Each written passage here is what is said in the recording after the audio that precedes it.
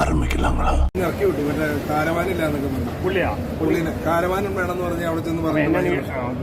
എന്താണ് അഭിനയിക്കാൻ ഒരു ചെറിയ ചാൻസ് അങ്ങോട്ട് മാറി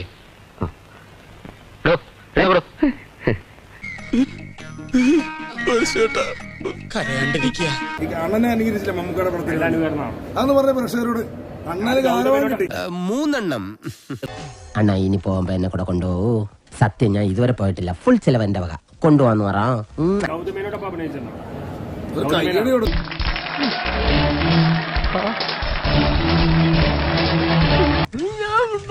കാരണം ഇതുപോലെ മമ്മൂക്കയുടെ പടത്തില് നിറഞ്ഞാടി പുതിയ മുഖത്തിലുണ്ടല്ലോ. ഞാനോ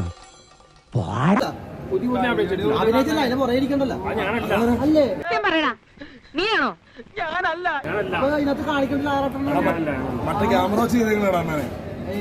അതെ ഞാൻ ക്യാമറ അത് തന്നെ പിടിച്ചോ. അതെ അത് തന്നെ അത് തന്നെ.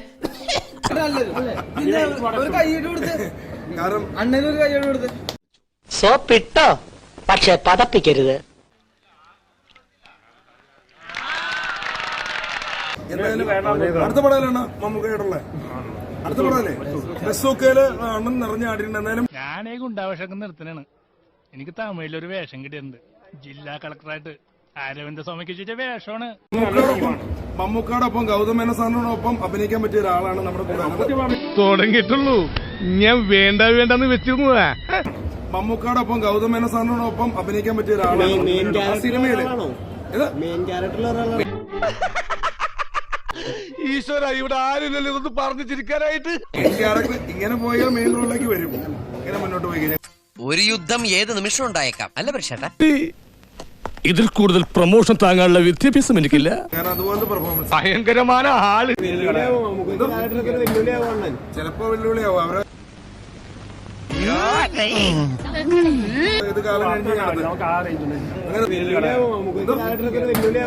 ചിലപ്പോ വെല്ലുവിളിയാവും അവരെ. ഈ കോട്ടിട്ട് കണ്ടപ്പോ മമ്മൂക്കയെന്നു അണ്ണാ